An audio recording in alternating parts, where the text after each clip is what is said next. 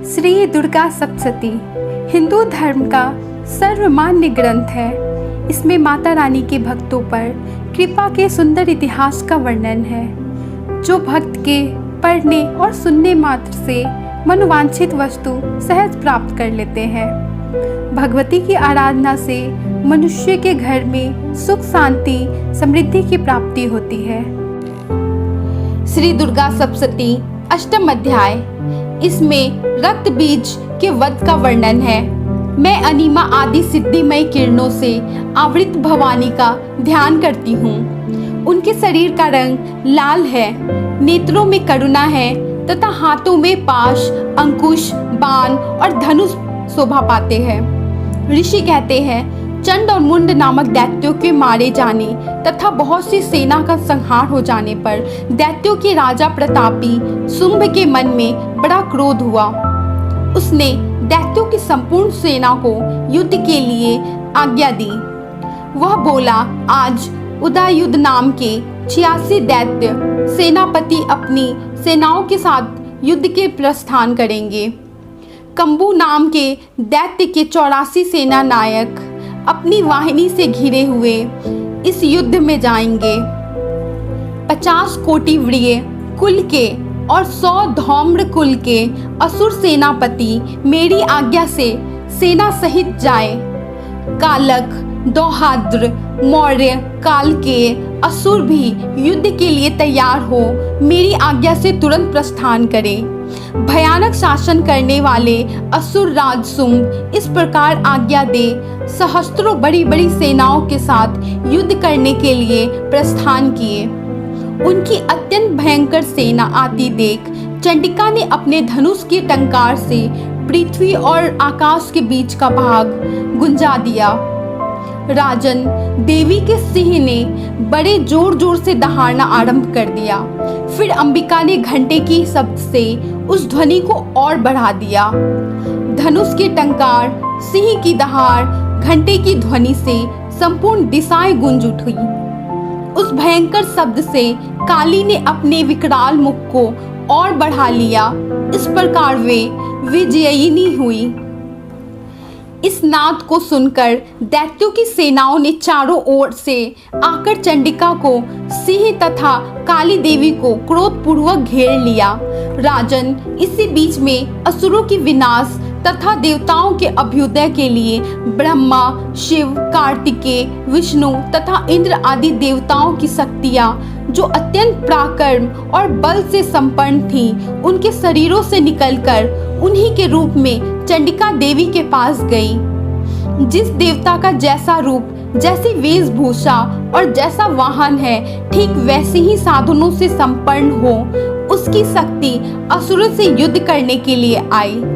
सबसे पहले हंस युक्त विमान पर बैठी हुई, अक्षसूत्र और कमंडलू से सुशोभित ब्रह्मा जी की शक्ति उपस्थित हुई, जिसे ब्रह्मानी कहते हैं। महादेव जी की शक्ति वृषभ पर आरूढ़ हो, हाथों में श्रेष्ठ त्रिशूल धारण किए, महानाग का कंकन पहने, मस्तक में चंद्र रेखा से विभूषित हो वहां आ पहुंची। कार्तिकेय जी की शक्ति रूपा जगदम्बिका उन्हीं का रूप धारण किए श्रेष्ठ मयूर पर आरूढ़ होकर हाथ में शक्ति लिए दैत्यों से युद्ध करने के लिए आए। भगवान विष्णु की शक्ति गरुड़ पर विराजमान हो, शंख, चक्र, गदा, धनुष तथा खड्ग हाथ में लिए वहां आई। अनुपम यज्ञ वराह का रूप धारण करने वाली श्री हरि की जो शक्ति है, वह भी वराह शरीर धारण करके वहां उपस्थित हुई। नरसिंही शक्ति भी नरसिंह के समान रूप धारण करके वहां आई। उनकी गर्दन के बालों के झटके से आकाश के तारे बिखरे पड़ते थे। इसी प्रकार इंद्र की शक्ति वज्र हाथ में लिए गजराज ऐरावत पर आ बैठी। उनमें सहस्त्र नेत्र थे। इंद्र का जैसा रूप है वैसा ही उनका भी था। तदंतर उस देवी शक्ति से घिरे हुए महादेव जी ने चंडिका से कहा, मेरी प्रसन्नता के लिए तुम ही शीघ्र ही उन असुरों का संहार करो। तब देवी के शरीर से अत्यंत भयानक और परम उग्र चंडिका शक्ति प्रकट हुई, जो सैकड़ों गिदड़ियों की भांति आवाज करने वाली थी। उस अपराजिता देवी ने धूमिल जट वाले महादेव जी से कहा, भगवान आप सुम निसुम के पास दूत बनकर जाइए और उन अत्यंत गर्वीले दानव सुम और निसुम दोनों से कहिए, साथ ही उनकी अतिरिक्त जो भी दानव युद्ध के लिए वहां उपस्थित हो उनको भी यह संदेश दीजिए, दैत्य यदि तुम जीवित रहना चाहते हो तो पाताल को लौट जाओ, इंद्र को त्रिलोकी का राज्य मिल जाए, देवता यज्ञ भाग का उपयोग करें, यदि बल के घमंड में आकर तुम युद्ध की अभिलाषा रखते हो तो आओ, मेरी योगिनियां तुम्हें कच्चे मांस से तृप्त हो। चूंकि इस देवी ने भगवान शिव को दूत के कार्य में नियुक्त किया था, इसलिए वह शिवदूती के नाम से संसार में विख्यात हुई। वे महादैत्यवी भगवान शिव के मुंह से देवी के वचन सुनकर क्रोध में भर गए और जहां कात्यायनी विराजमान थी उस ओर बढ़े। दैत्य अमरस में भरकर पहले ही देवी के ऊपर बाण, शक्ति और रिष्टि आदि अस्त्रों की वृष्टि करने लगे। तब देवी ने भी खेल खेल में धनुष की टंकार और उससे छोड़े हुए बड़े बड़े बाणों द्वारा दैत्य के ऊपर चलाए हुए बाण, शूल, शक्ति और फरसों को काट डाला। फिर काली उनके आगे होकर शत्रुओं को शूल के प्रहार से विदीर्ण करने लगी और खटवांग से उनका कचूमर निकालते हुए रणभूमि में विचरने लगी। ब्रह्मानी भी जिस जिस ओर दौड़ती उसी ओर कमंडलू का जल छिड़ककर शत्रुओं को ओज और पराक्रम को नष्ट कर देती थी। माहेश्वरी ने त्रिशूल से, वैष्णवी ने चक्र से, अत्यंत क्रोध में भरी हुई कुमार कार्तिकेय की शक्ति से दैत्यों का संहार प्रारंभ किया। इंद्र शक्ति के वज्र प्रहार से विदीर्ण हो सैकड़ों दैत्य दानव रक्त की धारा बहाते हुए पृथ्वी पर सो गए। वराही शक्ति ने कितनों को अपने थुथुन से मार के नष्ट कर दिया। धाधों के अग्रभाग से कितनों की छाती भेद डाली तथा कितने ही दैत्य उनके चक्र के चोट से विदीर्ण होकर गिर पड़े। नरसिंही भी दूसरे महादैत्यों को अपने नखों से विदीर्ण करके खाती सिंहनाद से दिशाओं और आकाशों को गूंजती हुई युद्ध क्षेत्र में विचरने लगी।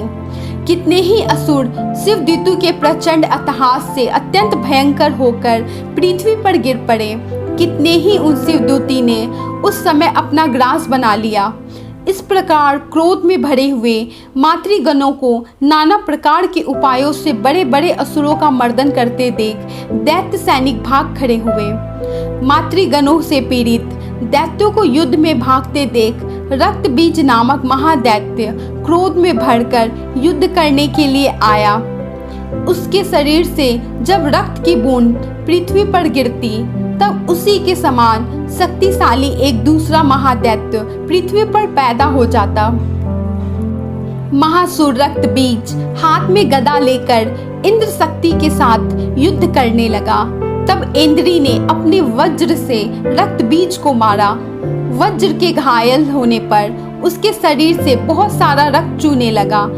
उससे उसी के समान तथा पराक्रम वाले योद्धा उत्पन्न होने लगे।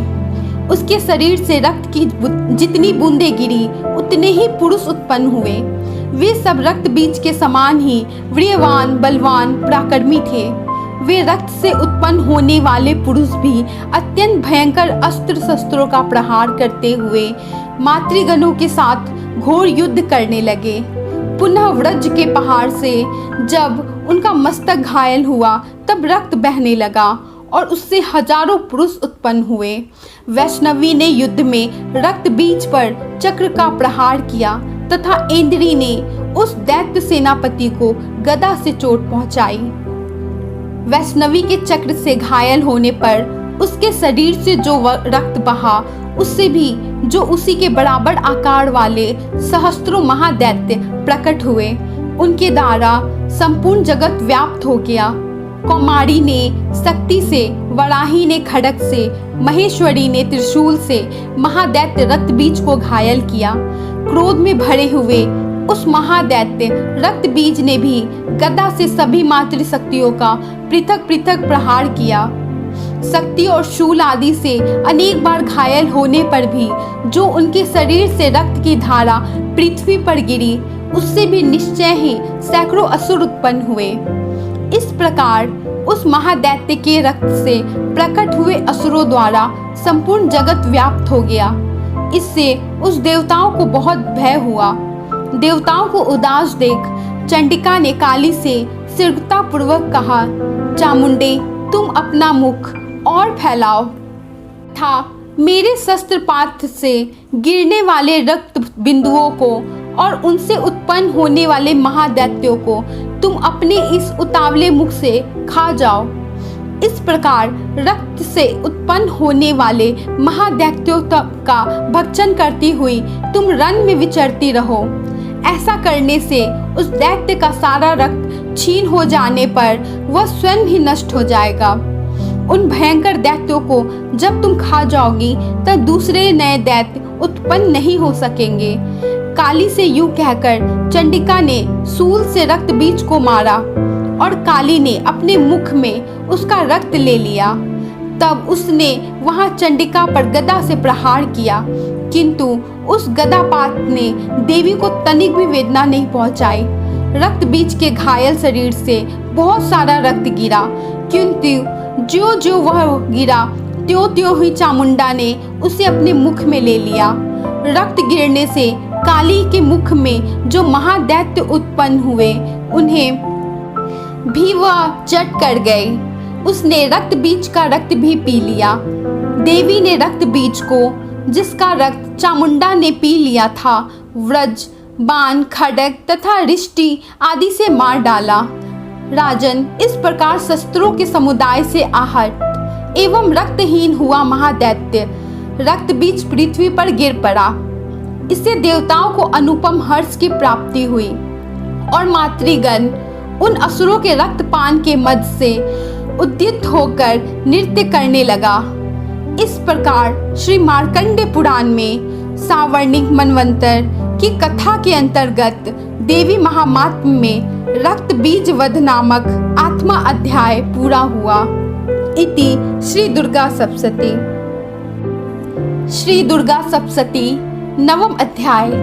इसमें निशुम्भ के वध का वर्णन है। मैं अर्धनारीश्वर के विग्रह की निरंतर शरण लेता हूँ। उनका वर्ण बंदूक पुष्प और सुवर्ण के समान रक्तपीत मिश्रित है। वह अपनी भुजाओं में सुंदर अक्षमाला, पाश, अंकुश और वरद मुद्रा धारण करती हैं। अर्धचंद्र उनका आभूषण है तथा वो 3 नेत्रों से सुशोभित है। राजा ने कहा, भगवान, आपने रक्त बीज के वध से वर्णन देवी चरित्र का महामात्म मुझे बतलाया। अब रक्त बीज के मारे जाने पर अत्यंत क्रोध में भरे हुए शुंभ और निशुंभ ने जो कर्म किया उसे मैं सुनना चाहता हूँ। ऋषि कहते हैं, राजन, युद्ध में रक्त बीज तथा अन्य दैत्यों के मारे जाने पर शुंभ और निशुंभ को बहुत क्रोध आया। अपनी विशाल सेना इस प्रकार मारी जाती देख निशुंभ अमरस में भरकर देवी की ओर दौड़ा। असुरों की प्रधान सेना उसके साथ थी। उसके आगे और पीछे बहुत बड़े बड़े असुर थे जो क्रोध में देवी को मार डालने के लिए आए।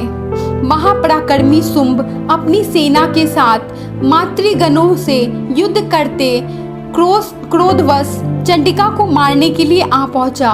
तब देवी के साथ शुंभ और निशुंभ का घोर संग्राम छिड़ गया। वे दोनों दैत्य मेघों की भांति बाणों की भयंकर वृष्टि कर रहे थे।